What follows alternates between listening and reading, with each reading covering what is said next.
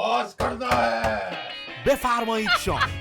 مهمان داره ہے. هر هفته 4 شرکت کننده که خیلی هم خوب همدیگر رو میشناسن شاهین نوکرم و ما همونا رو خوب میشناسیم برای هم آشپزی میکنن و به هم نمره میدن. امشب بخوام هولم نکن غذام خراب میشه. هم خرابکاری داره بعد شماره از من کم میکنن.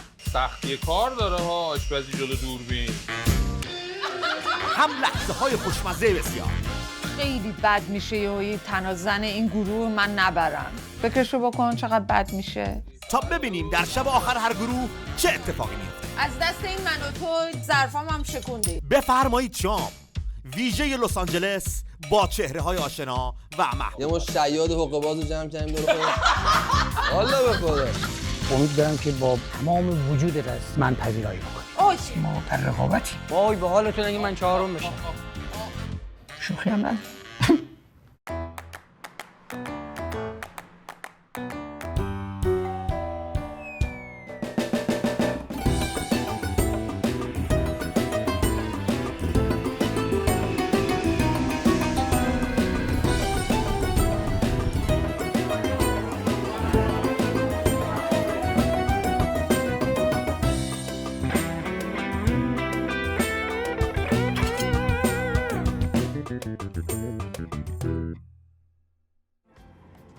خانم آقایان با درود بیکران امیدوارم خوب خوش سرزنده و تندرست باشید. شب سرنوشت ساز این گروه جذاب آماده پخش است که بریم ببینیم برنده این گروه که خواهد بود. اما پیش از اون سری میزنیم به 3 شب گذشته طبق روال برنامه. این تصاویرم از سطح لس آنجلس، من این ببین این تصاویر رو من تهیه کردم، دستم درد نکنه واقعا. رفتم گشتم گلچین کردم بین آبرین پیاده براتون. به هر روی دوستان بریم بپردازیم به برنامه و شام امشب که سرنوشت ساز. اما گفتم سری به 3 شب گذشته بزنیم. نخستین میزبان شاهین بود. الان با انگشت اندازه گرفت ببین آب برنجش درسته نه تا بند اول انگشت بعد آب وایسه. میرزا قاسمی پیش خوراک شاهین بود. میرزا قاسمی کیتو.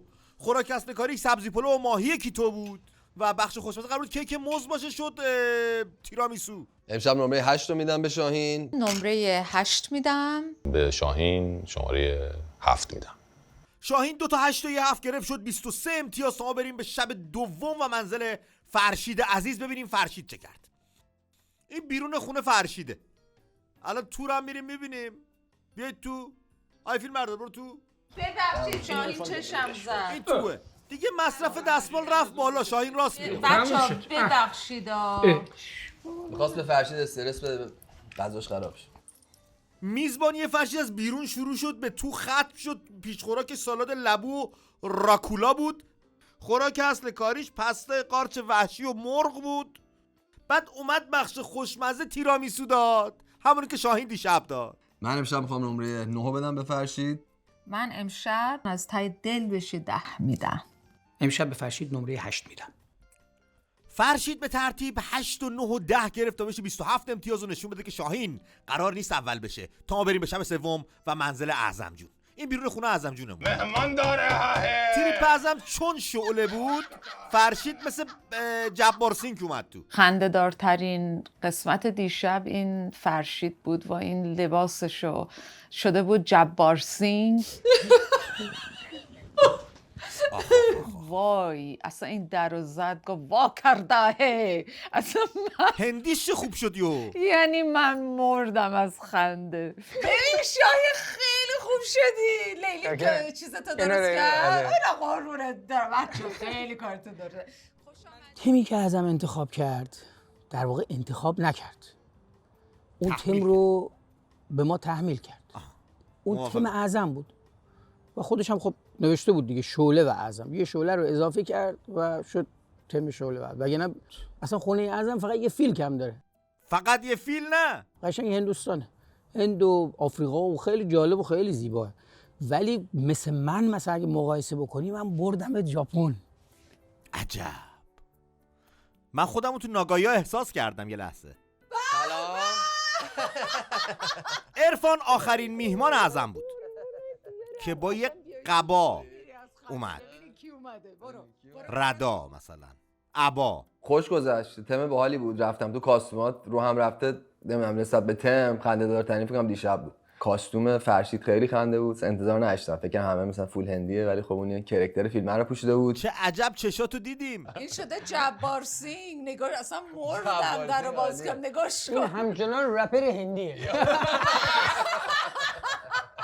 تم خوبی انتخاب کرده بود، بچه‌ها هم همه حالت هم خنده بود. بعد خونش خیلی جالب بود، خونش معلوم بود خونه یه آرتیسته، میدونی مدل به آرتیست مدل اعظم خودش، میگم خیلی اصلا اهل حال و باحاله، خیلی آدم کولیه. حرفی درش نیست. ما هم لذت بردیم تو این چند شب.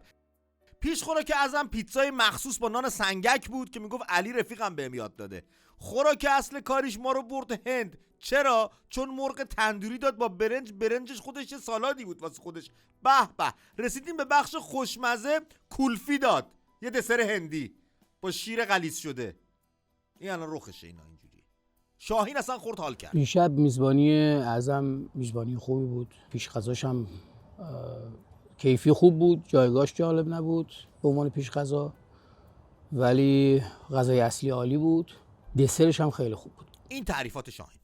من دیشب از تمام غذاهام راضی بودم به جز پیتزام، پیتزات خوب نشد گویا. چون پیتزامو یه ذره دیر گذاشتم توی فر، برای همین اون پیتزام، ته پیتزام روش که عالی بود، ولی خود نون سنگکه تا اونجایی که دوست داشتم برشته نشده بود.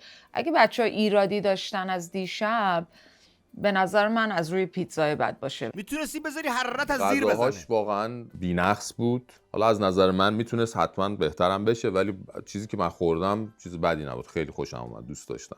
غذاها به نظرم رو هم رفته بهترین بوده تا الان، رو هم رفته شاید بهترین غذا این چند شبه فعلا، با اختلاف یکم از فرشید اعظم بود.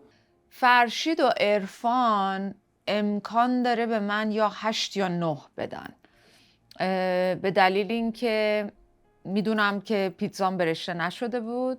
شاید به خاطر اون یه نمره کم بکنن. همون من حدس میزنم 8 یا 9 به من بدن. 9 میدم بهش. اعظم حد زده بود. دیشب به اعظم شماره 9 دادم. بعد که اومدم خونه خانمم پرسید چند دادی بهش، گفتم 9 دادم. گفت همه چی خوب بود؟ گفتم آره. گفت چرا پس 9 دادی؟ گفتم همینطوری چون 10 مال خداست. راست میگه دیگه. قبلا معلمامون هم تو مدرسه میگفتن 20 مال خداست. اگه همه چی بعد خوب گفت بود. نه خب چه کاری وای خوب بود چرا بهش 10 ندادی؟ بعد هی با خودم فکر کردم، هی عذاب وجدان گرفتم چرا. بعدن دیگه دیدی هی با خودت بخوای کنار بیای و هی بخوای یه چیزی پیدا کنی. بعد به این نتیجه رسیدم که خب من سرگرمیشو واقعا دوست نداشتم. یعنی سرگرمیش خیلی به نظرم خیلی چیز ساده و یعنی خیلی به زورم من تونستم باهاشون حالا همراه بشم و اینها. و اینکه تمو گذاشته بود شعله، ولی خودش هیچ نشانی از فیلم شعله نداشت. یعنی میتونست حداقل لباس مثلا اون بسنتی یا وسنتی رو مثلا بپوشه، حالا اون لباس خاص هندیا یا مثلا از این خالای هندی مثلا. بعد به این نتیجه رسیدم که خب با این دوتا یه نمره خوبه دیگه، میشه کم کرد. خودم رو راضی کردم، خیالم راحت شد. داداش هند بزرگ شده، نشان هند چی دیگه داشته باشه؟ یعنی برای اون یه نمره که کم کردی گشتی دلیل پیدا کردی؟ بابا تو دیگه کی هست؟ من امشب شماره 9 میدم به اعظم. خیلی دوست داشتم بهش 10 بدم، نزدیک بود، ولی خب یه دو سه تا چیز بود که گفتم از حالت چیز پرفکت کامل کم بود. مثلا سر غذا، شاید به دیزاینش، چیزایی که در کنار غذا بیاره موقع سرو کردن همه چی مثلا ست همجوری رو میز بود و دیزاین خاصی نداشت. هوای کم گرم بود، سر شام که نشسته بودیم ما لباس هندیا واسه کولر رو زیاد می‌کردیم و همین چیزای دیتیل به اصطلاح. من همچنان معتقدم که حدسم اینه که اعظم برنده میشه. بعید نیست. شاهین که حتما به من 10 میده، چون شاهین از این لحاظ آدم خیلی سختگیری نیست. 9 ولی داد. مشکل من ندیدم شاهین تو این چند روز اینجوری بخوره. غذای خودش من انقدر نخورده برای همین من فکر کنم بچه‌ها دوست داشتم. امشب به اعظم نمره 9 میدم. من بالاترین نمره‌ای که میشد مد نظر گرفت با توجه به کلیت کانسپت رو به اعظم دادم و اون 9 بود. دستت درد نکنه. نمره 9 و خب خوبی غذا و اینا خیلی بالا بود. نکاتی که گفتم یکیش همین بحث آوردن پیتزا به عنوان پیش غذا بود. سینه رو بگو، سینه مرغو. و همین مسئله تم بود. تمه به نظر من به اندازه کافی قوی از منظر یعنی انتخابی قوی نبود، تغییری خطری درش وجود نداشت سینه به تو نداد رون داد. و خب مثل که یادش یکی رفت. دو تا دیگه مثلا هم بود. خب من یادآوری نمی‌کنم دیگه، ولش الان کن. درست به خاطر ندارم دیگه، ولی اب نداره. یادم اونجا یکی دو تا چیز کرده بودم. همین سینه مثلا بود در که- رابطه با خود پیتزا، خود غذای اصلی رون و سینه رو بیا همچنان اصرار کرد و رون آورد. قد گفتم تا یادش اومد. این با علم بر این آوردا، با علم بر این که تو دوست نداری. اوکی، خوشمزه بود. اصلا بحث من خوشمزگی نبود، بحث من سلامت بود. این همه اینها در مجموع که میشد واقعا 2-3 نمره کم کرد، من 1 نمره کم کردم. دستت درد نکنه، محبت کردی شاهین. اعظم جون 3 تا 9 گرفت، شد 27 امتیاز، هم امتیاز با فرشید. تا اینجا 2 تا نفر اول داریم. تا ببینیم امشب عرفان چند میگیره. این یه گله بیرون خونه عرفان. اینا اون پشت بک‌گراند که نمیبینی تاره، الان روشن شد، شفاف شد، این خونه عرفان ایناست. اینم یه دری بود باز شد. ما این تو چی کار؟ ما چرا این تو بودیم؟ ما چرا پشت عرفان نیومدیم تو؟ من تو تاریکی چی کار میکردم نشسته بودم یه ساعت؟ امروز ما بریم توی دنیای نوستالژیا. میخوایم بریم خاطره بازی. اینا چیه اینا عرفان؟ همه شعرهایی که قدیم ما قبل آیفون داشتم، او از اون موقع شعر روی مینوشت. کاغذ خیلی مینوشتم، مثلا اینا هیچ آهنگ نشده خیلیاش. آخ. امشب شاهینم میاد، خودت هم که هستی یا آهنگ در میاریم. اگه جاده اگه جاده. اینجا. بخون اولش ببینم. سخت بود، هزار شک بود. ایوان. دوباره همه همسن مریض روحیم، منم همسن پایین روحیم. واسه شعراش فرق داره، مثلا ادیت نکرده بودم، مثلا لاین سومشو نگاه میکنم اینا خودمو که تو دنیا عجیب غریبی میبره. هر کدومو که میخونم یادم میاد کجا نوشته بودم، چه اتاقی بودم، چه حالی بودم، اینا یادم میاد. آفرین. خیلی هاشم یادم نمیاد. چقدرم چمدون دارید ماشاءالله. بشقاب کاغذی. او رو بشقاب کاغذی هم نوشتی. آفرین. دنیا چی نوشته؟ هر چی دم دستم میاد می‌نویسم. هر جا دم دستت بوده دیگه. یارو نگاه کنم یا آلبوم با شعرهای قدیم فکر کنم درست کنم باحال بشه. میشه. بعد نگه داره برای موزه عرفان. همش هست. اینا برام خیلی ارزش داره دیگه، چون یادم میندازه. آدم گاهی وقتا انقدر درگیر چی میگن روزمرگی میشی، یا میری 20 سال گذشته، بس یادت میاد که اولا چیکار میکردی، تو چه موقعیتی بودی، چه جوری مینوشتی و اینا رو میخونم یادم میاد تیکه تیکه، مثلا با چه عشقی، چه حسی شروع کردم. اون موقع رپ فارسی وجود نداشت و ساخته شد اینجوری دیگه. امروز تبدیل شده به یه جورایی، شاید اگه پاپولار ترین سبک نباشه بین جوونا، فکر میکنم 100% باشه، حداقل اگه بین همه نباشه و تأثیری که داره میذاره روی همه واقعا یه چیز عجیب غریبه. بسیار عالی. کلی سیاه مشق اینجا انبار کردیم برای روز مبادا. ان میره تو موزه عرفان. خب من چون عرفان رو از قبل میشناسم، شنیدم که عرفان دستپختش خیلی خوبه. یعنی از دوستای مشترکی که داریم، با اینکه خونش نرفتم تا حالا غذا بخورم، ولی شنیدم که یه چیزای خیلی جالب درست میکنه. یعنی قاطی میکنه چیزای ایرانی رو با مثلا شنیدم یکی از چیزایی که خیلی معروفه که عرفان درست میکنه، شنیدم شنیدن کی بود مانند خورشت دیدن. فسنجون رو با پاستا درست میکنه. یعنی یه جوری ایتالیایی رو هم قاطی میکنه توش. این کسی که حاضره یه همچین کاری بکنه یعنی باید دستپختش خوب باشه، باید کارشو بلد باشه که بتونه اینو درست در بیاره. من فکر میکنم از چیزی که از عرفان شنیدم و قراره بریم، فکر میکنم حتما غذاش یه رنگ ایرانی داره توش، ولی یه کار جدید باهاش کرده. بریم ببینیم دیگه، ما هم نمیدونیم هیچی. عرفان خیلی بچه خوبیه، خیلی آدم دلش نمیاد بهش امتیاز کم بده. یعنی من خاطرم همینجوری که حس مسابقه میکنم نداره. که حس میکنم از الان حسم اینه که شب خوبی بشه. تا حالا شب اصلی امشبه که تازه یاد بگیرم بچه‌ها باید چجوری میزبانی کنی و آشپزی کنی و به مهمونا برسی. عرفان امشب، این امید ما فقط یه بار دست به دامن ائمه بشیم امشب ببینیم عرفان بسوزونه، نمیدونم یه اتفاقی بیفته دیگه، یه چیزی بشه که به هر حال چند نمره ما بیفتیم جلو. ائمه چقدرم تو دیگه باور الان داری؟ راحت‌تره. شب روز اول سخت بود حس بزنم، ولی خب الان که هر سه شبو دیدم میتونم بگم که راحت میتونم میام خودم میبرم. این سه شب، اون سه شب، هر سه شب چند شنبه بود. آقا دسری که عرفان میخواد بده کرم کارامل زعفرانیه، زعفرانیه، اینجوری بگم بهتره. زعفرانی. بله. کرم کاراملش هم زعفرانی. خوب کار کرده. زعفرون رو به نام زده. اومد. سلام، خیلی خوش اومدین. چطوری؟ غذا رو با دسرم شروع میکنم که کرم کارامل زعفرونیه. استارتش رو میزنم دیگه. اول این شیره و خامه خیلی کم. شیرش هم باید پرچرب کامل باشه. شیر کم چرب جواب نمیده واسه کرم کارامل. عرفان این خامه و شیر و اینا رو ریختیم. من واقعا فارسیم خیلی بده. این زعفرانیه. چقدر مردم به من بخندن با این فارسی خوندنم. عالی تو. من خودم پشتتم. الان شیر و خامه رو ریختم که یه ذره گرم شه. میام سر اصل داستان اینور که تخم مرغ داریم. زعفرون که از قبل دم کشیده، رنگو ببین. زعفرون اینجوری باشه. پسونک با وانیل و شکر اینا رو میزنیم. عالیه. بعد حالا من یه دونه سفیدم بهش میزنم، خیلی‌ها میزنن، بعضی نمیزنن. به نظرم بهتر میشه تکسچرش به طور کلی. اون لبه میزنیم و فرت میشکنه میزیم توش. این کاملشه. این هم که برای زرده هاست. قشنگ پوستاش هم ریخت توش که کریسپی کرانچی بشه واسه، یعنی بدترین. دستام هم شستم دیروز، نگران نباشین. ما که ندیدیم ولی به هر حال حتی اینا اوکی چون سفیداشو لازم ندارم، پوستاش نمیاد بالا. بسیار عالی. این تا اینجا هیچ. کرم کارامل که خوب، خوشمزه است. کرم کارامل من خیلی دوست دارم. بله. مدل حتما کرم کارامل زعفرونیه و دیگه زعفرانیه. با مدل عرفانی دیگه، مدل عرفانه. ببینیم چه شکلی میخواد دسر بهمون بده.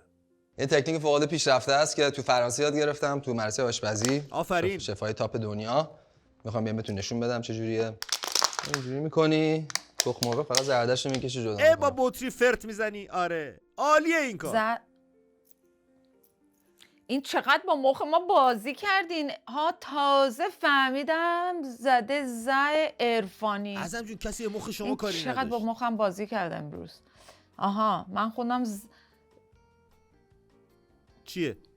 باز چی شده؟ میکشمش عرفانو. آها من فکر کردم زعفرانی، حالا شد زعفرانی، بعد شد عرفانی. بله کاملا درست. هم میزنیم دسر کرم کارامل زعفرانی. خب خیلی هم عالی. یعنی کرم کارامل رو به روش عرفان میخواد درست بکنه. خیلی خوب. بله زعفرانی. خوبه؟ راضی؟ اینو کلا میخوای درست مخلوط شه دیگه، چیزی نبینه که توش مونده باشه. شکرم خب چون سرده کامل حل نمیشه، ولی بعد شیر رو که اضافه میکنیم داغه، اونو حلش میکنیم. شیر جوش اومد. عرفان جوشید. عرفان این دیگه تقریبا داغ شد به اندازه کافی.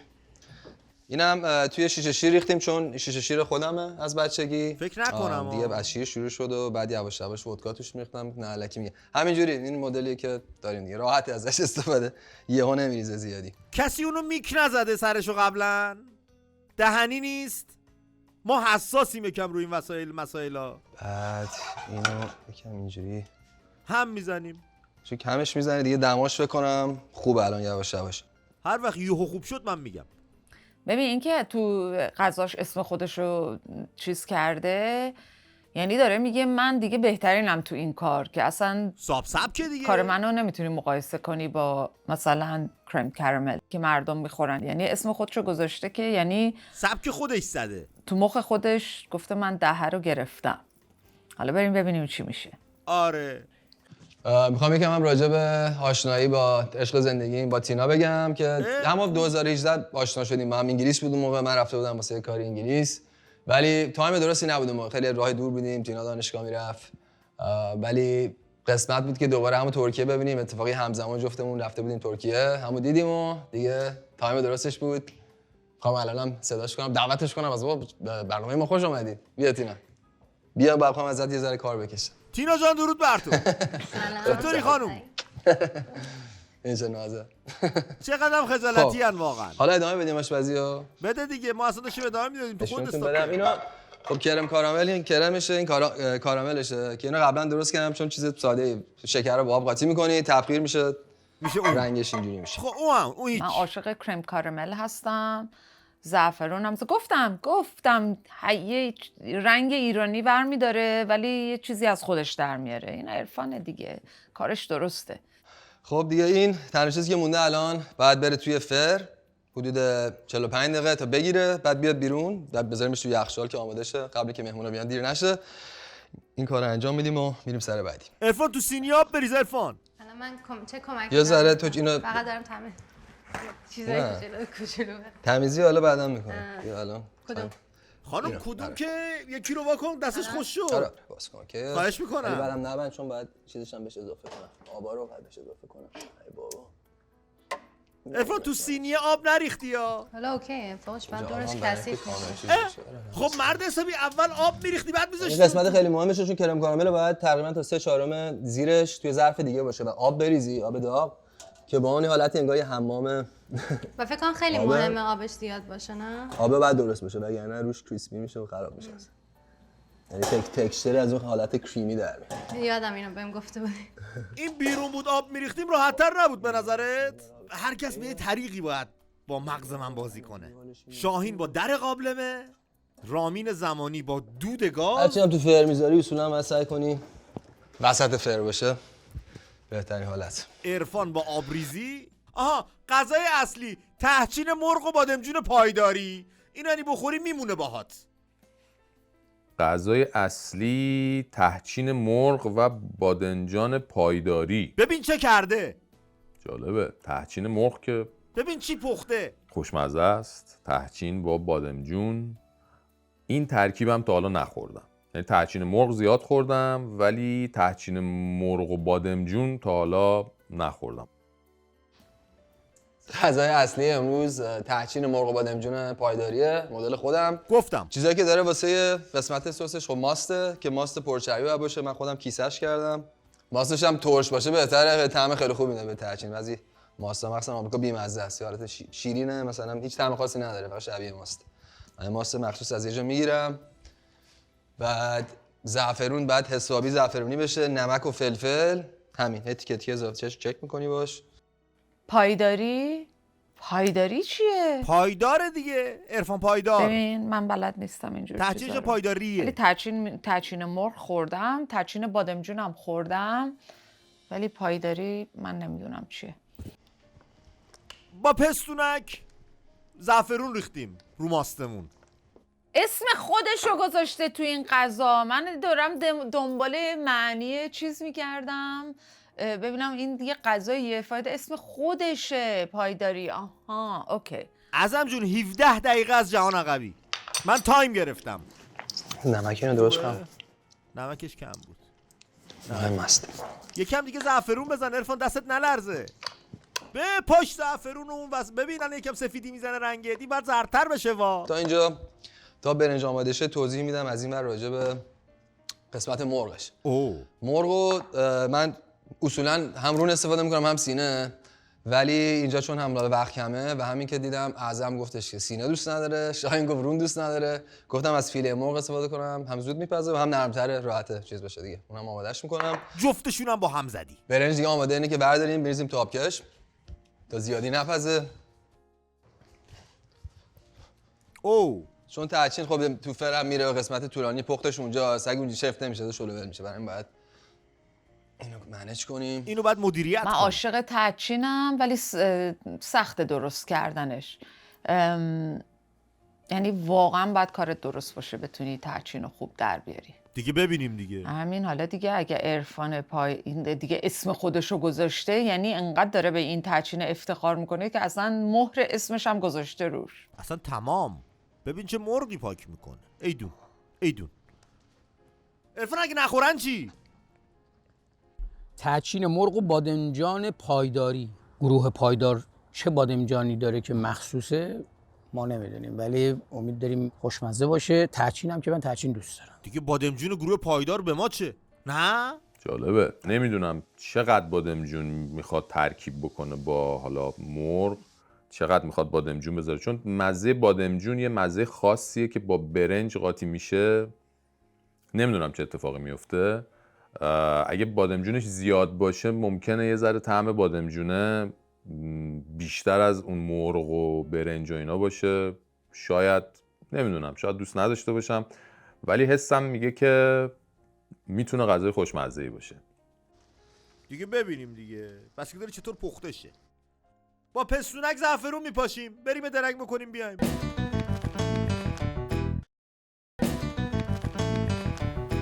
دوستان از اتاق فرمان اشاره کردن این شیشه شیره، هی میگی پستونک. منم از اتاق خودم اشاره کردم سر شیشه شیر چیه، گفتن پستونک. من دیگه چی نگفتم. این آقای اومد تو کادر، من دیدمش، یکی داشت میومد تو. عرفان به چه مرحله ای رسیدیم؟ پشت در تحرکاتی هستش ها. من برم سر بزنم بمونم چندیم الان با قضیه. هیچی نمیگی؟ تینا خانم شما هم چیزی نداری برای گفتن؟ کاری چیزی دارین من براتون انجام بدم؟ رختی لباسی؟ تینا جان که قرار بود کمک کنه اینجا وایساده فقط سرشو میبوسه عرفان جان. منم که کسی پاسخمو نمیده. آها آقا تریپ امشب دوره همی تابستونه، یعنی تابستون شده دوره همی با رفیقا میخواید تو یک فضای آزاد لذت ببری. چی میپوشی؟ خیلی تمام باحالیه دیگه. الان تابستونه، راحت هم هست، مایو یقه هفت، دغدغه و دردسر و اینا نداریم دیگه. تم امشب گفتم دوره همی تابستونه، چون دنبال اسم خاصی نره تو سرم بود که چی باشه. یه حالت گاردن پارتی میخواستم که همه رنگای مثلا پاستل روشن تابستونی باحال اونجوری بپوشن. نگاه دوره همی تابستونه میشه دیگه. این تم شب. بله دیگه خدا رو شکر اسم خودشو نکردیم تو دوره همی. به به یعنی چی؟ دوره همی تابستونی یعنی دوره هم جمع میشیم. یعنی بذار فکرشو بکنم، یعنی بعد لباس رنگی تابستونی بپوشیم، یه چیز رنگ شاد. آره دیگه ازم جون دیگه. شما 3 شب گذشته رو که اینجوری اومدی. گل دیگه بعد خیلی خدا کنه بیرون نباشه، تابستونی هست، چقدر گرمه هوا. شما به ترکیب دست نزن، همینجوری بیا. بریم ببینیم دیگه. آره که 4 شب یه جور درات. این دیگه اینجا تموم شد. روشو فعلا فویل میکشم میذارمش کنار، نزدیکتر به اومدن مهمونا میذارم تو فر که سر تایم درست سرو بشه و داغ باشه. کارو تا اینجا در آوردیم و میخوایم بریم که پیش خوراک رو آماده بکنیم. گراتین سیب زمینی و تره فرنگی. سیب زمینی رو اینجوری خلال میزنی گرد گرد. پیش غذا بازم اینا یه اسمایی نوشتن اصلا گراتین. آره شاهین جان. گراتین سیب زمینی و تره فرنگی. اصلا مهم نیست. حالا گراتین چیه؟ اصلا دیگه بازم مثل اون کلفیه دیگه. حالا هرچی. ما میخوایم گریتن نمرمون رو بدیم چیه؟ که میدیم. گریتد سیب زمینی. اوه گریتد سیب زمینی. گریتد چیه گراتین؟ من اصلا تا حالا همچین چیزی نخوردم، نمیدونم راستش بخوای چیه. پس چرا میگی؟ پیش غذای امروز گراتن سیب زمینی و تره فرنگیه که این غذا بالا با سیب زمینیش یه غذایی که خیلی با چیز خیلی ساده ایه، مثلا ساید دیشیه که توی سوئیس و خیلی کشور اروپایی، ولی خب تو سوئیس خیلی بابه کلا. من غذا رو خیلی دوست دارم. و چیزایی که توش هست من یه ذره دارم تغییرش میدم. سیب زمینی که هست ولی من بهش تره فرنگی دارم اضافه میکنم و پنیرش هم پنیر گرویر، یه پنیریه که خیلی استفاده میکنه، پنیر سوئیسیه، هر جا سوئیس بریم مثلا تو فاندو اینا هم استفاده میشه. من یه ذره پارمژانم قاطی گرویر کردم، طعمش یه ذره فرق میکنه و روش کریسپی میشه، خیلی باحال میشه. خب شروع میکنم. اولش میریم تو کار تره فرنگی پدر مادرداری هم هست. ماشاءالله هزار ماشاءالله. باشگاه میره، فکر کنم این جوجیتسو کاره. این شروع میکنم چون این باید ذره تفتش بدیم قبل اینکه با بقیه چیزا قاطی شه. ببین طرف فرنگی شاهینو نمیشناسه. کلا هم همیشه سعی کنین هر چی کات میکنین یه اندازه باشن. این ببین مهمه. یه زمانه اینا همه فوت کوزه‌گریه داره با ما میگه. مفت داره میذاره در اختیار. گراتن چی میشه؟ آلمانیه؟ نمیدونم گراتن چیه. حالا میریم یه چیزی جدیدم یاد میگیرم. گفتم دیگه عرفان یه چیزی از خودش در میاره. خب دوستان الان میخوایم بریم ببینیم چی شد که واقعا عرفان پا گذاشت در عرصه رپ و مسیر زندگیش به این ور دگرگون شد. من دلیلی که خیلی چیزا دست به دست هم داد، این داستان رو قبلا گفتم شاید خیلی شنیده باشن، ولی من یه تایمی بود که آمریکا بودیم قبل اینکه برگردم ایران. یه سنی بود که چند سال آمریکا بودیم، مثلا 7 سالگی داشتم برمیگشتم ایران. یه دو کلاس اول اینجا خونده بودم و توی اون زمان من برگشتم ایران فارسی بلد نبودم، میفهمیدم ولی نمی‌تونستم حرف بزنم. خیلی عجیبه به اون کسی که شاعر فارسیه.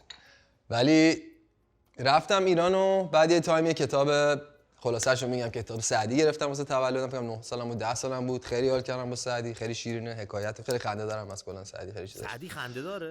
برای بچه‌ها شاید جذاب تا بچه‌م تو رومی بخونن یا اوکی. بعد همش حکمته. عاشق زبان فارسی شدم. بابام هم خیلی شعر بلد بود. بابام خلاصه هی لابلای چیزا واسم شعر میخوند و ازش میپرسیدم. این سعدی‌ها رو که میخونم بابام پدرم میپرسیدم، به معنیاشو میگفت چیه و عاشق زبان فارسی شدم یعنی چون به نظرم چون انگلیسی بلد بودم به نظرم تو توصیف چیزا خیلی زبان قوی تریه فارسی. مثلا کلماتی داریم واسه احساسات که نیست تو انگلیسی و خیلی مثلا عاشق این داستان شدم و خیلی تون بخوام بگم دیگه این موند و از بچگی هم عاشق موسیقی بودم. برادرام یکیشون 5 سال بزرگتر منه، یکی 10 سال. همیشه موسیقیایی که گوش میدادم از سن خودم خیلی بالاتر بود. دیگه عاشق راک بودم وقتی خیلی کوچیک بودم و بعد رپ اومد، عاشق رپ شدم. میدونستم که میخوام بنویسم، خیلی علاقه داشتم به نوشتن و شعر. اینو میدونست. دیگه به مرور اینا میکس شد با رپ کردن. خلاص سپاس از توضیحی سیره، ولی من خیلی گشنمه. خب الان دیگه این اول تعریف فرنگی ها رو یه ذره تو کره تخت میدیم، بعد میریم سراغ سس اصلی. بعد سیب زمینی ها رو کات میکنم و آماده میشیم که آماده باشیم. اینم اون داره داغ میشه، اون طول داره میکشه. داغ میتونم طول میکشه. عجله نکن. سس رو مثلا شروع کنم پروسه‌شو. ریلکس. سس رو این تو شروع میکنم، درست میکنم. تره فرهنگی؟ تره فرهنگی نمیتونه باشه دیگه، تره فرهنگیه. کاش که تره فرهنگی هم داشتیم. این شیر اضافه میکنیم. این شیر هیچ. بعدش شیر دوندونه توش چرا؟ خامه است. یه لایه خامه. هیوی کریم و شیر.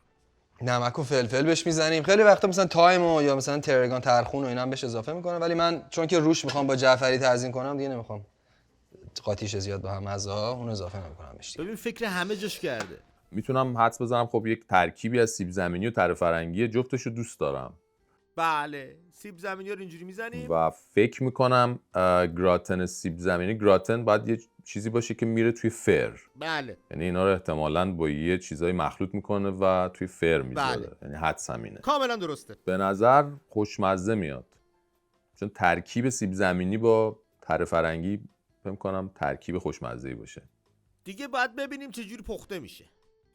سیب زمینی ها رو گذاشتیم، شیرمون هم ریختیم سرش. عرفان من میدونم که رستوران بازه و انتظارات هم بالاست. در هر صورت در رابطه با عرفان و امشب همچنان حدسم بر اینه دیگه، میخوام روی این باشم که اعظم اول میشه، عرفان دوم میشه و من سوم. اگر واقعا بازم تاکید میکنم فرشید مثلا سوم بشه خیلی دیگه بی‌انصافی، چون حالا از شانسی و فلان همه این چیزا بعضش وضع جالبی نبود. فرشید از تو نمرش بالاتره شاین. پنیر داریم میریزیم. هیچ پنیر. کرم کاراملا چی شد عرفان؟ من حدس میزنم برنده این گروه یا اعظم باشه یا عرفان، چون حس میکنم اعظم امتیازهای خوبی گرفت، چون به هر حال به همه خوش گذشت، حالا حداقل تا اونجایی که من میدونم. امشبم خونه عرفان قرار گذاشتیم با شاهینی و من که خب خیلی الکل نمیخوریم، تصمیم گرفتیم امشب دیگه شب آخره یه فاز پارتی و مهمونی و گفتیم حالا بخوریم دیگه. احتمالا سرمون هم گرم باشه دیگه، نمره‌های خوب بهش بدیم دیگه، احتمال داره که برنده بشه. امیدوارم که من بشم، چون خیلی دیگه بد میشه یه تنازن این گروه من نبرم. یعنی فکرشو بکن چقدر بد میشه. بردن که مهم نبود برام. نمیتونم بگم تا اینکه نرفتم غذای عرفانو بخورم نمیدونم. حالا تا ببینیم دیگه تا آخر شب. اینا پیش غذای ما. من دیگه زود برم آماده شم، مهمونا الان میرسن، فکر کنم خیلی زود برسن. من برم دیگه، بعد رسیدن میذاریم تو فرو آماده میشه. خب ما بریم یه درنگی بکنیم و برگردیم. اینا رو هم گذاشت که عرفان بریم آقا.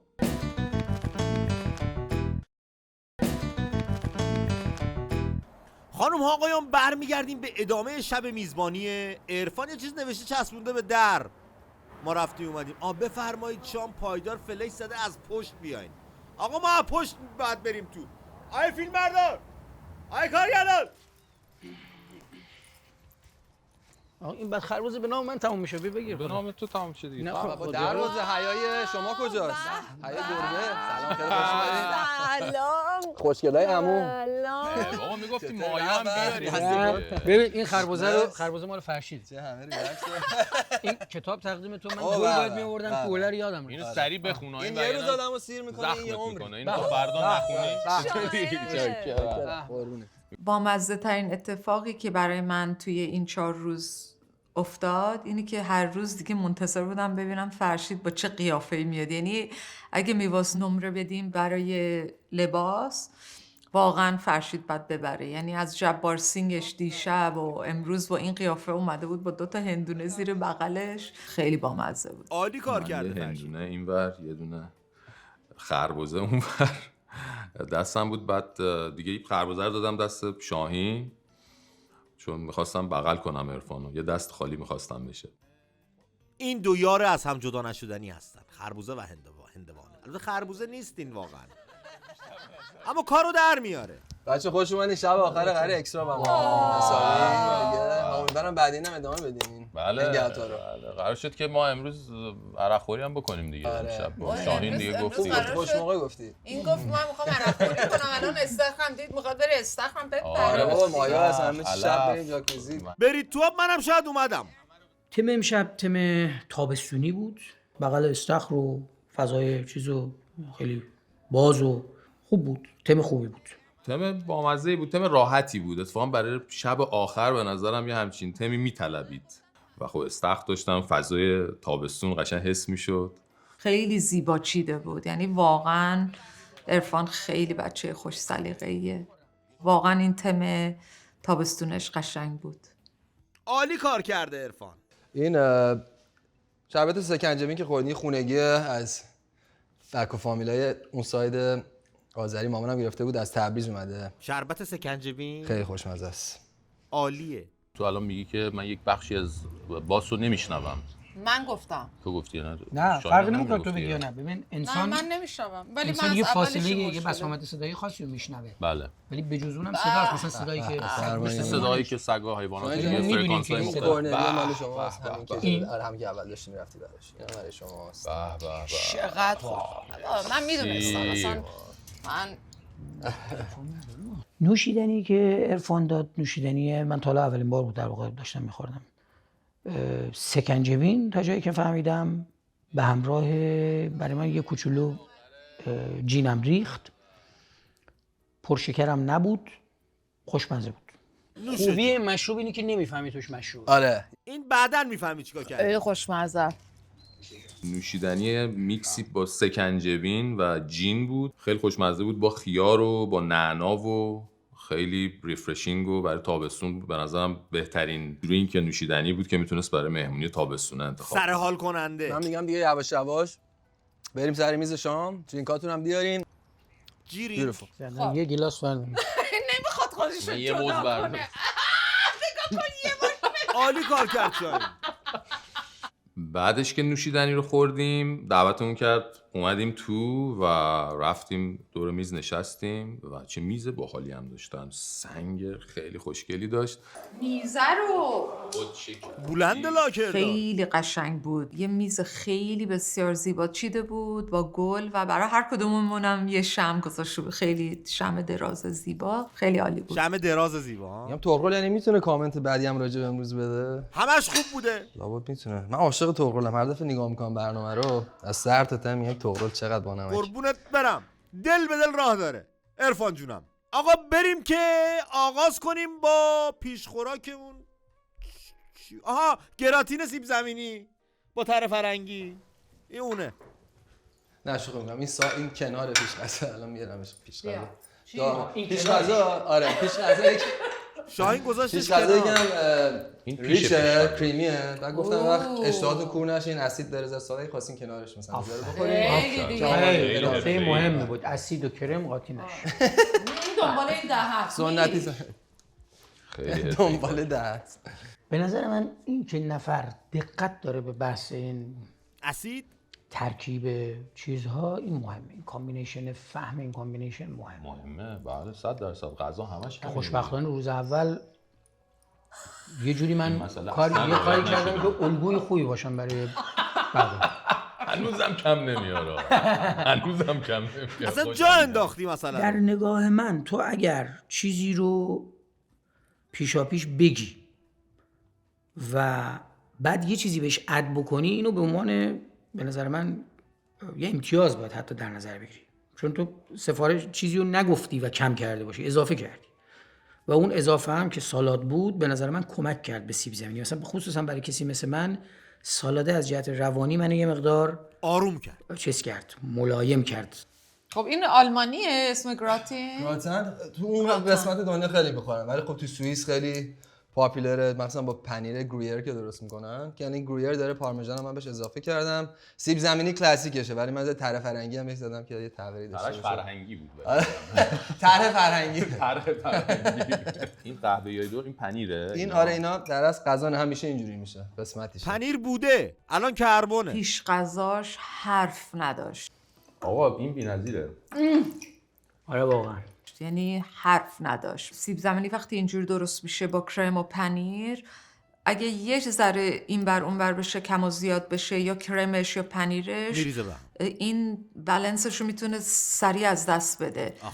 درست به اندازه اینا رو گذاشته بود و درست به موقع اینا از فر در آورده بود. یعنی اصلا وقتی که اینو خوردم اصلا یه دونه ایرادم نمیتونم ازش بگیرم. نوش جان. من دنبال تره فرنگی گشتم پیدا نکردم، چون من تره فرنگی خیلی دوست دارم. این مزهش برام بیشتر سیب زمینی و پنیر بینول سیب زمینی‌ها و نبود. تره فرنگی توش مزه تره فرنگی یعنی حس نکردم. حس نکردی. من تره فرنگی خیلی دوست دارم جدی؟ ولی نفهمیدم مزهشو. شاید خیلی نزدم بیشتر گفتم پنیر و چیز بود. داره ایراد میگیره. میخوام یه گیری بهت بدم. فقط بهت نشون میدم. میخوام یه گیری بهت بدم که امتیاز کم کنم دیگه. پیش غذایی که عرفان داد جالب بود. پیشبند سیب شاهین زمینی بود با یه انگار کرم، از این کرمی چیزی بهش داده بود و یه سبزی هم یادم رفت چی بود. تره فرنگی. اونم بود ظاهرا توش، من ندیدم ولی مزه کرم و سیب زمینی، خود سیب زمینی خیلی غالب بود. فرشیدم یه ندید. سوالی داشتم می‌خواستم ازم بپرسم، اینکه شاید most embarrassing momentتون که بیشترین چیزی که خجالت زده شده این حالت که الان به شاید بخندین. من یه چیزی خیلی یه لحظه خیلی بد امبرسینگ دارم نمیتونم بگم الان سر غذا و اینا. خب هیچ بعداً میگم. شرم‌آوره بتونی بگی بعداً نداری. اوکی. ما تو رو بعداً گوش میدم. همه شرم‌آوره که نمیتونی بگی. چیکار کردی مگه؟ من رفته بودم کنسرت، آخه من موسیقی ترکی خیلی دوست دارم. بعد با شوهرم رفته بودیم کنسرت یکی از یه نوازنده خیلی معروف ترکی اومده بود اینجا تو گرند پرفورمنسز. کیهان کلهور داشت کنسرت میداد با این نوازنده ترکی که من عاشقشم. بعد ما رفتیم و قبلش رفته بودیم بک استیج و اینا، یه لیوان شراب دادن، ما خوردیم و اومدیم بیرون و بعد رامین اینجوری کرد بهم، گفتم میدونی این کیه؟ گفتم که گفتش که این همونه که تو اون آهنگشو عاشقشی. گفتم جدی این همونه؟ گفت این همونه. بعد از کنسرت رفتیم پشت صحنه و اینا، کیهانو، چون کیهانو از قدیم میشناسیم، رفتیم کیهانو دیدیم. گفتم من بعد برم با این یارو حرف بزنم. رفتم جلو، بعد رامین گفت این همینه همین. گفتم من عاشق آهنگای تو هم. گفت جدی؟ گفتم آره، همه‌شون هم از حفظم ولی یکیشو خیلی دوست دارم. گفت بخون ببینم. همه‌شو واسطادم اینجا، قشنگ نشست اینجوری لبخند زد، خون اینا خیلی کیف کرد و اینا. گفت باریکلا باریکلا. اومدم خونه، منم حال کردم که دیگه اینا چقدر برای این قشنگ خوندم و تمام جمله هاش درست در اومد و اینا. اومدم خونه، رفتم نمیدونم چرا به فکرم رسید، رفتم اینو گوگل کردم، ای خدا مرگم بده این آهنگ اصلا مال یکی. یعنی من رامینم خواب بود، رفتم بیدارش کردم، گفتم تو چه کار کردی با من امشب؟ من رفتم واسه اونجا مثل خر اینو واسه این خوندم، از اول تا آخرشم واسطه بود، همینجوری لبخند میزد. عالی کار کردی عزیزم جون. من میخوام بدونم شاهین چی؟ شاهین تا حالا شرمو تجربه نکرده. من به هر چی فکر میکنم نمیشه سر شام گفت. منم ولی چند تا اینجوری خاطره دارم، خب قاعدتا نمیتونم اینجوری نمیشه بگم. گفت در اسام. حالا تو یه دونه زیر بالا 18 زیر 18 شو نداری بگی؟ ببین ماجرا اینجاست که من خیلی خاطره یادم نمیمونه ها. من اون لحظه نتونستم بگم چون یه چیزی بود که میتونستم بگم ولی یه خورده سر شام خیلی جالب نبود موقع غذا خوردن. چی می‌خواستی بگی مگه؟ برای همین نگفتم. به نظر من بحث جالبی بود، مثلا به ذهن خود من نرسیده بود، چالش هم درش بود. مثلا خود من 2 3 4 تا ماجرای دیگر بود که میتونستم تعریف کنم و نکردم و فرشیدم به همین ترتیبش، شوخی هم باش کردیم. بحث جالبی بود. بسیار عالی. بچه‌ها من برم که یواش یواش چیز اصلی و اصلا چقدر این عالی بود. عرفان چقدر طول می‌کشه تا غذای اصلی بیاد؟ حدوداً. می‌خوام دستشویی دارم. نه وقت داره برو. طولانی مدت میری شاهین؟ آره ببرم بیام برام ببرم. هر چقدر وقت میخوای باش چی فعلا هر با چقدر اجازه. وقت میخوای از چی؟ ما نمیتونیم تا صبح اینجا باشیم که. شاید زود بیا یا میخوایم آغاز بکنیم، یعنی ادامه بدیم، نری بمونی والا. عرفان دست به جنبون که میخوایم بریم برک، یه درنگی بکنیم رفقا.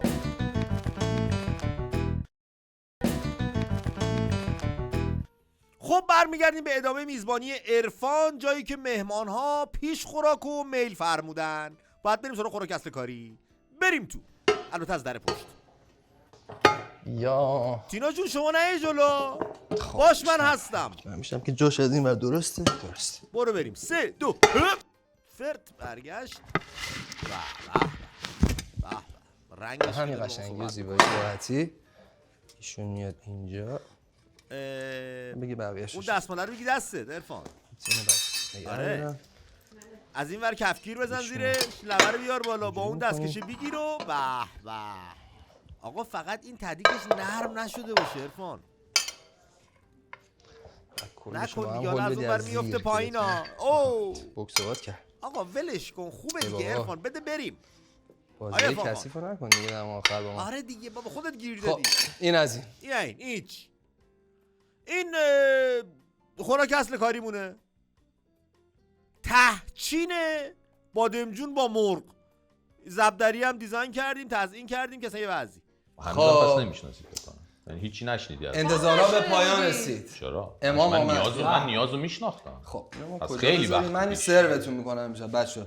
یک لحظه ایشون. خب بذار الان اینا رو باز میکنیم، اینا رو میذاریم کنار. یه پرانتز وسط میز باز میکنیم، غذا اصلی رو میذاریم توش.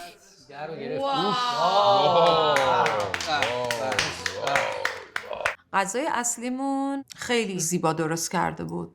یکی از سخت‌ترین غذاست به نظر من، چون که اونم از اوناست که اگر به اندازه نباشه همه چیز یا به موقع از فر در نیاری، از اون غذاست که خیلی سریع میتونه خراب بشه. از بین برفت. آها ببین اون کارش درسته.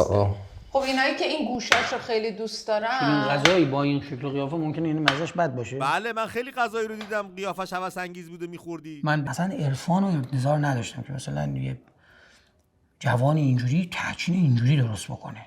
دور تهدیک، تر و تمیز، کره، خوب بود تدیگش؟ رنگ خوب، بو خوب، نمیدونم عالی. همه چی در نظر گرفته بود. بعد یه سری خلال بادام و پستو، یه چی زرشک فکر کنم، اونا رو هم ریخته بود. یعنی با تحت تاثیر قرار داد منو. اومده بود که ببره ها.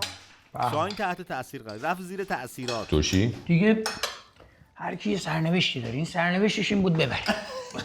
اصلا ببین اوردی داری به من میگی که من باختم. آقا یعنی الان اعظم به من شیش میداری، نگو اینو. غذای امشب عجب چیزی بود. نوشه جان. اصلا انتظار نداشتم. ناراحت شدی؟ اصلا من تهچین زیاد نخوردم خدایش. چند باری هم که خوردم خب کسایی درست کرده بودن که اینا خانمای بالغ این کاره بودن، ولی این تهچینی که خوردم اصلا عرفان و انتظار نداشتم که مثلا یه جوان اینجوری تهچین اینجوری درست بکنه. جوان چجوری؟ خیلی قوی بود. جوان اینجوری چشه مگه؟ تهچین درست کرد دیگه شاهین دیگه. انتظاراتو فقط برد بالا.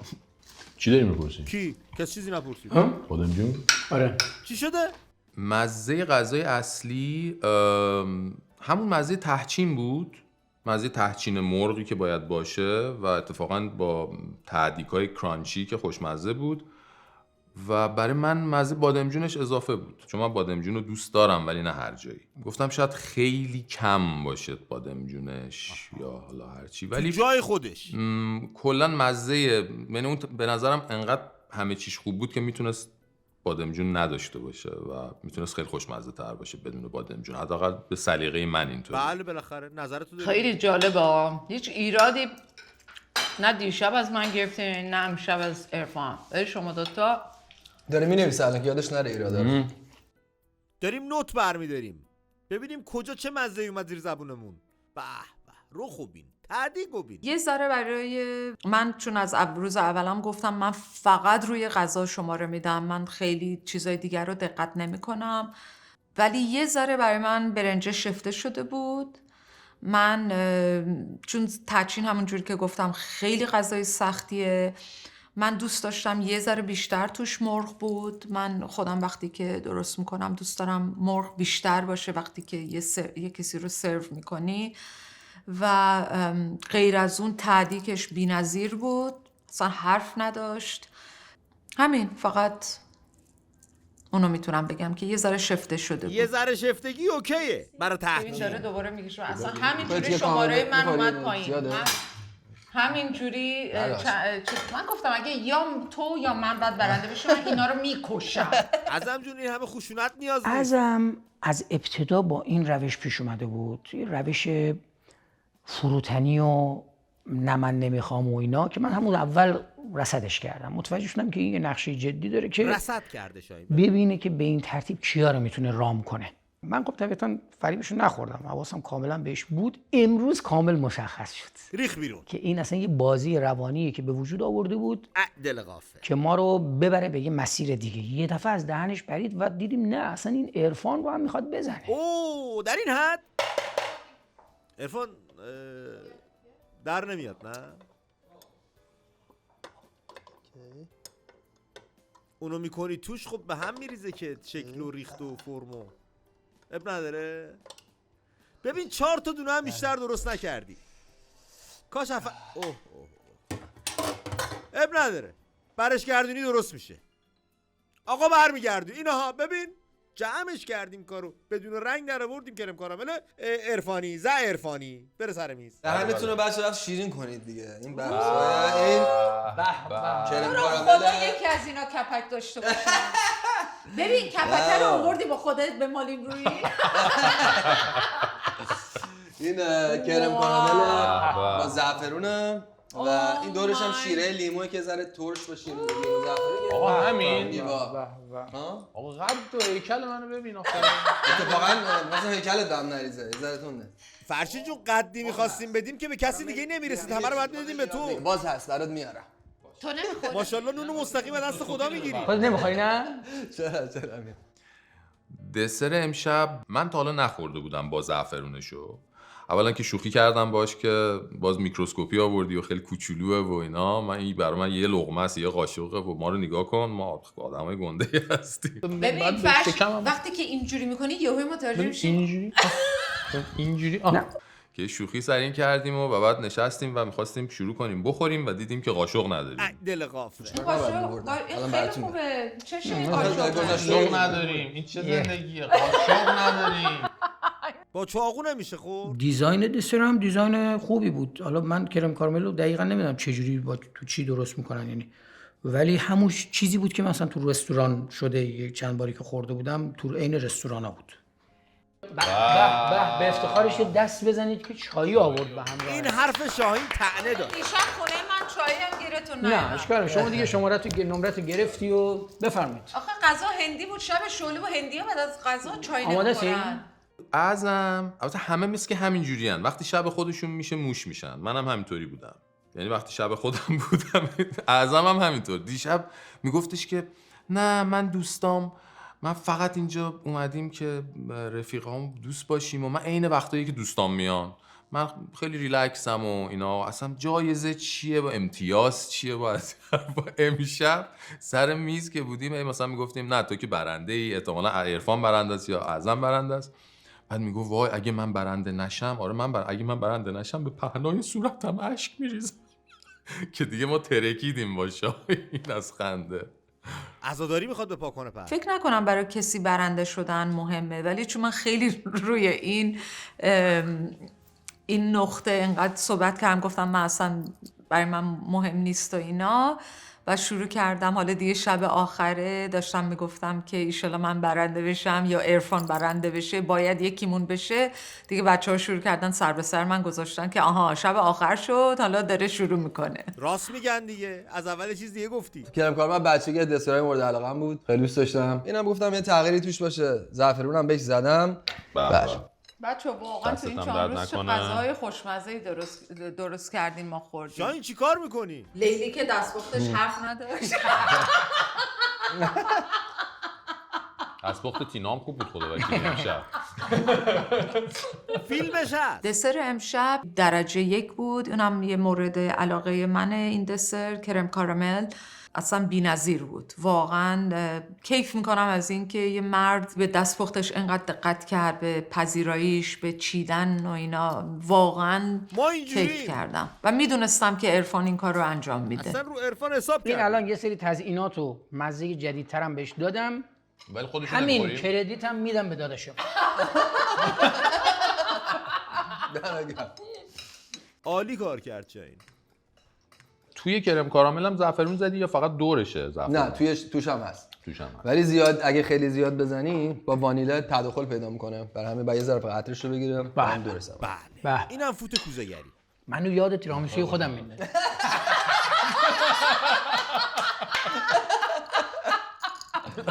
عالی. دسر امشب من واقعیتش فقط تست کردم که ببینم چه مزه‌ایه. خیلی خوشمزه بود، کم شیرین، خوشمزه، نرم و خیلی جالب بود. یعنی همون چیزی بود که باید می بود. درست. 10 میگیره. من یه جاهای مزه زعفرون یه ذره غالب میشد دوست نداشتم، ولی کلیتش رو دوست داشتم. کنار دسرم بلوبری و رزبری، یعنی تمشک، خودمون فکر کنم میگیم تمشکیجات گذاشته بود که خوب بود، چون مزه خود کرم کارامل شیرینه خیلی. یه میوه های ترش گذاشته بود که مزه بهتری بگیره. عالی. داریم میرسیم به بخش سرگرمی. یه چیز در نظر داریم و برای اینکه میتونه جنگ و جدال پیش بیاد احتیاج به قاضی داریم، به قاضی امن و امان. تینا جون تشریف بیارین شما. آقا من اینجا دیگه. افتخارش. قاضی القضا. ما از صبح آشنا شدیم با تینا جون. ماشاءالله یه دقیقه از پا نشست. مثل پروانه همینجوری هی دور عرفان میچرخید تو آشپزخونه ببینی چیکار داره انجام بده. شما ادامه بدین. خب قراره چه کار کنی؟ قراره این بازی رو براتون توضیح میدم. تینا قراره قاضی باشه. گفتم شب چهارمه یه ذره تاشیعیش کنیم، یه ذره فانش کنیم و اینکه میگه تا حالا فان نبود. چرا؟ نه یعنی از چیز نبود. کلکلی نبود. کلکلیش کنیم بعد اینو میگفتم. یه امشب دیگه داریم. آره. شب آخره دیگه. آره. توی این ظرفی که میبینین پیش تیناه 4 تا تیکه کاغذه، رو هر کدوم اسم یکی از ماست. ما اسم در میاریم. اسم هر کی که در اومد باید 4 تا مصرع دیسش کنی یا رستش کنی، یه چی مربوط به شبی که خونش مهمون بودی. خوبه. سرگرمی امشب اولش خب یکم برای من چیز بود، یعنی از اساس چیزی که مربوط به شغلم و کارم و اینجور چیزا باشه یکم برای من الان یکم فاصله داره، خیلی طول میکشه تا باش حال بکنم، چون دیگه تبدیل به شغل و اینا شده. ولی چون فرشید و اعظمم بودن فکر حد زدم که خب بذار ببینیم چی میشه دیگه، شاید یه خنده‌ای بکنیم و حال بده. قرار بود که یه 4 تا اسمامون توی سبدی بود، بعد هر کسی اسم کسی دیگر رو که میکشید بیرون بعد براش یه رپ کوتاه حالا به صورت دیس میکرد. عملا عالی کار کرده.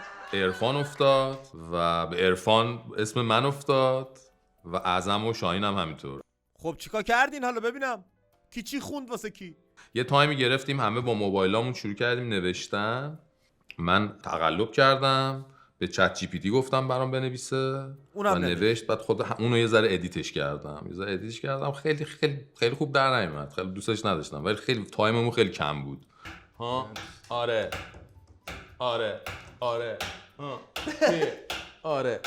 اینا رو چت جی پی تی نوشته. آره گراتین سوخته کوچیک و تخت، تره فرنگیش خوش نبود دلچرخ، غذا تعچین بادمجون تو شک، مرغشم بدمزه عین سنگ خوش، دسر کرم کارامل مثل یه قرص، کوچیک و کم انگار واسه توست.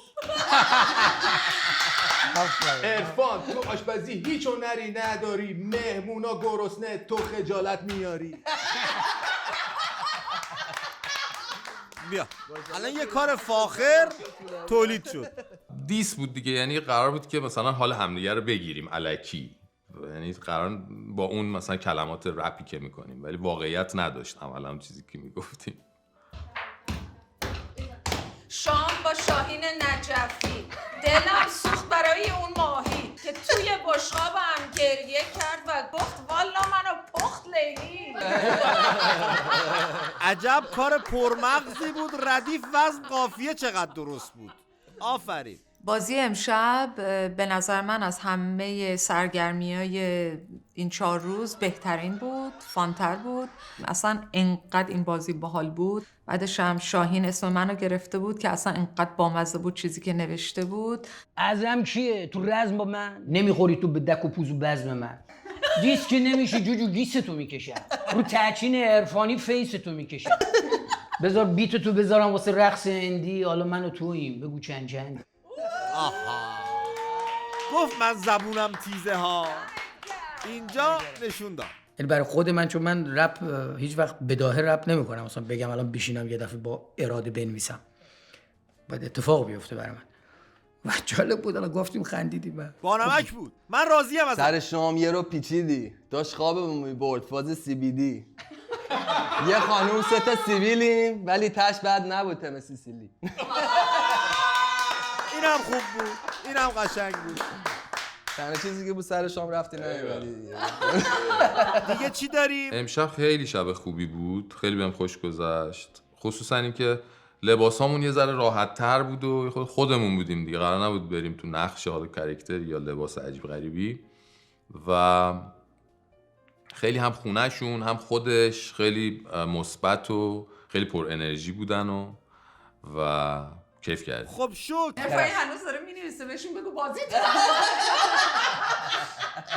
تمام شد. بله خوشش میاد. مشروع دیدیم به ما اینجوری میشه دیگه. نه گفتم خوب دیست کردیم ولی شما برنده نیستین. بین اعظم جون و شاهین جون فکر کنم جفتتون خیلی خوب دیست کردین. یعنی خوب بود. نه به برنده بده دیگه. نه دیگه قاضی باید رک باشه. برنده این دوره از مسابقات.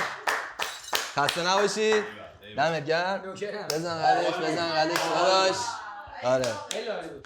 خیلی امروز با من خوش گذشت، چون دیروزم میزبانی من بود، برای همین دیگه خسته نبودم دیگه. امروز فقط اومدم اینجا که خب میدونی که یه خدافزی هم داری میکنی، ولی اونجوری ناراحت نیستم چون میدونم که بچه ها رو بالاخره 2 تا دوست جدید پیدا کردم با فرشید و شاهین و مطمئنم که الان دیگه این دوستی ادامه داره. توی شهرید بالاخره با هم دیگه میرید میایید. ببین این داره میخره اصلا رسما دیگه کاملا بیزینسی برای آقا خود جامعه کرده. درست سرمایه داری که داشتیم صحبت میکردیم، اون بحث سرمایه داری سخاوتمند درست اینه. همین این دقیقاً نشانی کاپیتالیسم من به خاطر همین. بابا همه جا دونه فاضلی میزنن تو سرت، ما با عشق میبریم. مرسی کار کاپیتالیسم. باریک نه ولی جدی فکر بفرمایشام خیلی ندیدید. جایزه چیزه میدن بعضیا. واقعا؟ عرفه. آره ولی این به نمره شرطی نداره. کم لطفی از شما بود. بفرمایید خارجی یا همین؟ نه ایرانی معمولا میدم. جدی؟ بعضیا میدم ولی این ربطی به نمره نداره. همینجوری یادگاری از امشب. یعنی مثلا نه از امشب ولی یادگاری. من این مال شما. عرفان نمیخوای بدی؟ یعنی شما من جریان نبودیم آخه. هد فامیل. بفرمایید شما میخوام نار رفته بودیم. من بخوام باز کنم. شاهین جون دست در نکنه عزیزم. مرسی عزیزم، ممنونم. باز کنید آقا باز کنید. به درک که من ندارم، به درک دلم میخواد. من عاشق جورابم. جوراب امشب کادو گرفتیم، خوب شد به من ندید. خیلی هم باحال جوراب، قشنگه. یه جوراب 1398. خیلی بامزه و یه تیشرت هم هست که تیشرت همون تیشرت انگشتی مارک است. برند خودشه، برند آقا این چی؟ این برند خود پایداری، عرفانه. پشتش هم یه دونه چاقو داره. باحاله. به هممون یه جوراب داده بودن که ببین چقدر جوراب قشنگی هن اینا. یه جورابه، بعدش هم یه کیف کار دست یه آرتیست توی ایران که ببین چقدر خوشگله. اینا رو از چوب درست میکنن. اینم کادوی من بود. به خدا 100 تومن میدم اونو بده به من. عرفان و تینا به ما اولا که به همه دادن، کار جالبی بود. شاهین تو این کوچیک نیست. اروپا و آمریکا این کارو میکنن، بچه‌ها که همه مسابقه برنده میشن به همه جایزه میدن. شاهین اینجا ولی جوراب من با اونا فرق کرد. طرح قالیه. بسیار خوشگل و حالت فرشای ایرانی رو داره و ولی سایزش خیلی خوشم اومد کوچیک نیست. و یه کف دست جورابه. آره دیگه. این اسه که آقا من میگم این قیافش کوچیکه، نگاه کنی کوچیکه. بیا. شستت هم نمیره توش. چیکار کنیم؟ اسماله. میگم آقا معلومه اسماله. چیکار کنیم؟ بدیم یه لارج بگیریم. حالا ولی دیگه باید عوضش کنیم. مگه مغازه است چجوری عوض کنیم؟ باید خود عرفان الان صدا کنم تو اتاق. عرفان! من فکر میکنم که امشب همه به نمره بالا بدن. اگه ندن با خودشون رو راست نیستن و با مردم طرفن. تا اینجاش دیگه چیزی که مشخصه. نه ولی حالا خارج از شوخیناش فکر میکنم که واقعا فکر نمیکنم کسی نمره پایین بده. به نظر من شب قوی بود برای عرفان. با اقتدار شروع کرد، خوبم تمومش کرد. ایرادش مثلا ایرادای خیلی ظریف چیز بود. مثلا باید فکر بکنم یه جا مثلا قاشق و اشتباهی را ظاهرا برده بود. چیزی واقعا به ذهنم نمیرسه. من نتونستم. جورابو بگو. ایراد جدی نمیتونم. جوراب بهت و من به عرفان نمره 10 میدم. آفرین شاهین. آفرین راضیم کردی از خودت. رفیقای ما اینجوری هن. یهو یه 10 میکشی بیرون میگن 10 میدم آقا. بیا. یه 10 تا اینجا. ببینیم بقیه از چند در میاد. بریم پیش کی؟ اول از همه چیز که امیدوارم آخرین ظرفی باشه که جلوتون میذارم امشب. یه مش شیاد حقه‌بازو جمع کردیم.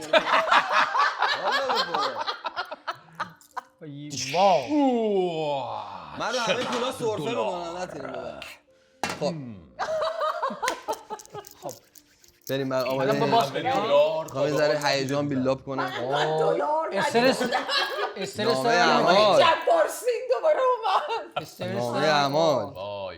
وای کی میتونه باشه این وقت شب؟ نفر چهارم اول میگی؟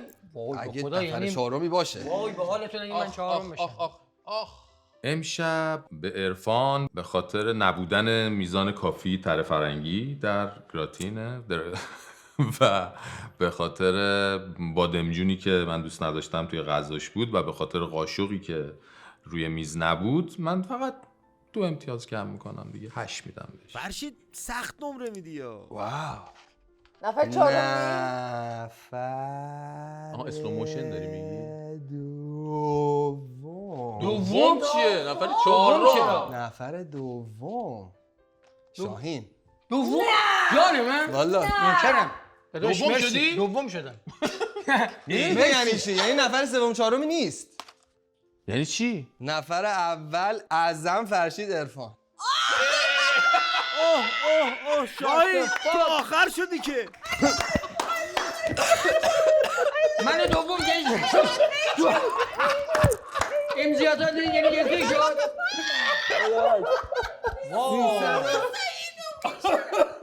صبر کن. بیا چیه؟ پول منو بده. من امشب به عرفان جون نمره 9 میدم. کی به من کم داده؟ فقط این میدونم.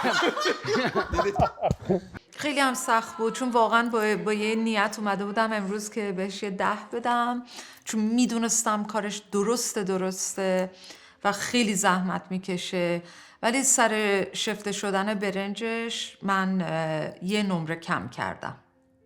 شاهین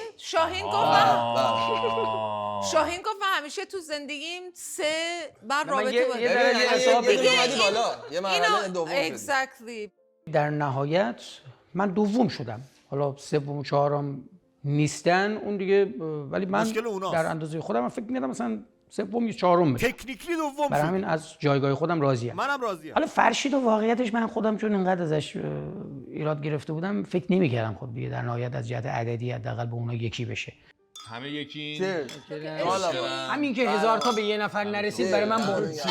میگه همین که این 1000 تا به یه نفر نرسید برده.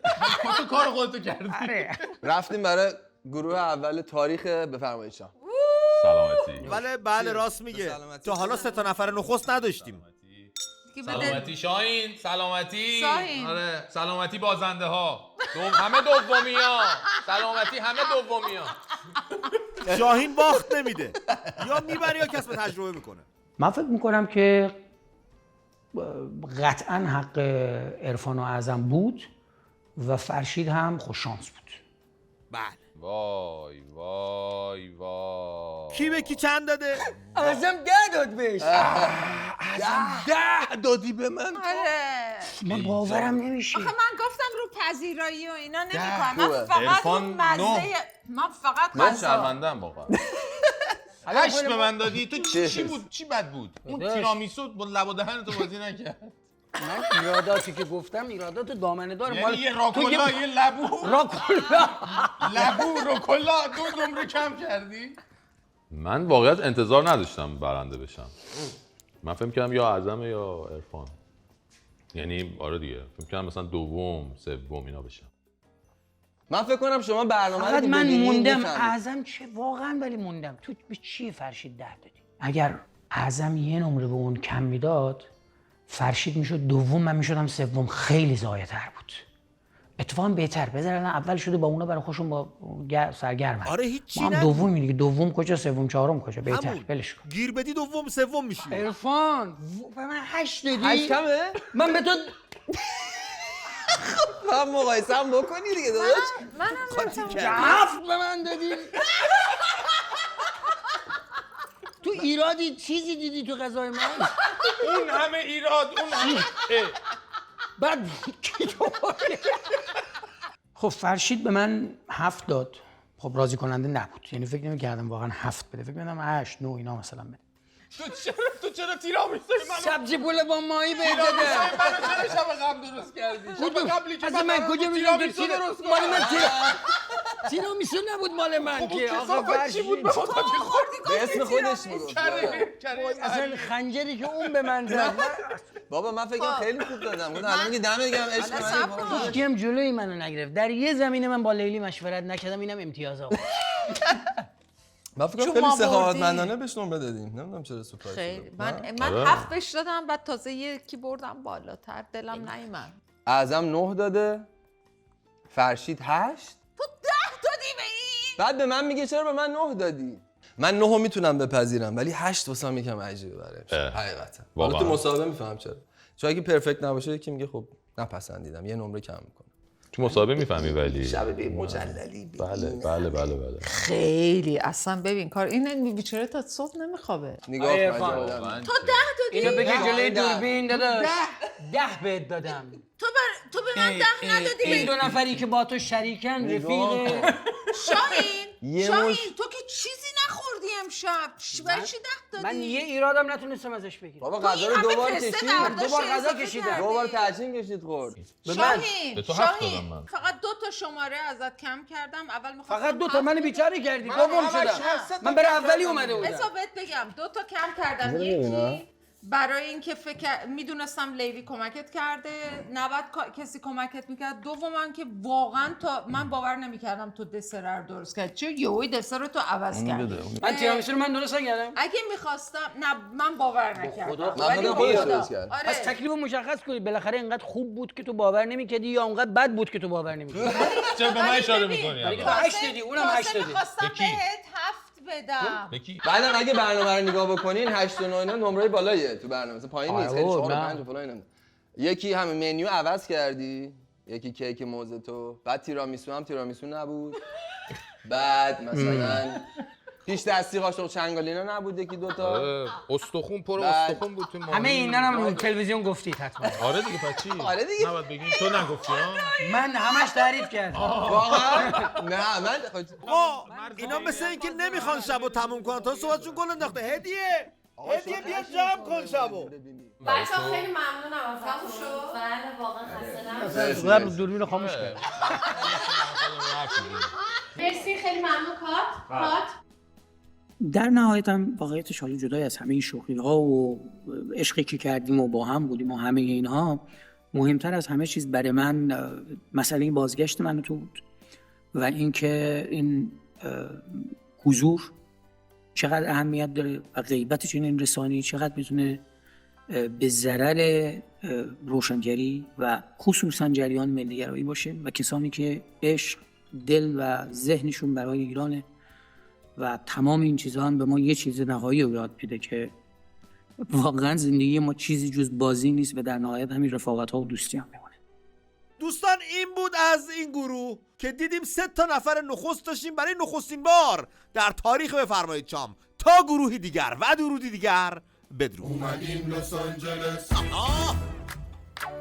اومدیم لس آنجلس، جونو همه اومدیم لس آنجلس، شهر فرشته، گل‌های خوشمزه، نونای برشته، همینه. شهر ما شد تهرون دوم، اینجا ایرانی هم تموم مردم. دوباره از را رسید فصل رقابت، من و تو نو شده به این ضیافت، همه مهمون ما بفرمایید شام. داداش هول نده خوب یه ذره آرام. آخ آشپزیه بفرمایید شام، عجب گروه‌هایی ریخ بال و پرها. حالا ریز من و تو سوقاتی چی آورده، بشین تماشا کن ببینی کی برده. هر هفته 4 چهره جذاب که آشپزیشونو نمیدیدی تو خواب. یه شب میزبانن و 3 شب رو مهمون، همه اهل هنر لیلی و مجنون. جواب بده. اومدیم لس آنجلس، بفرمایید شام. بفرمایید شام. بفرمایید. شام چی میداد؟ بیا برو تو.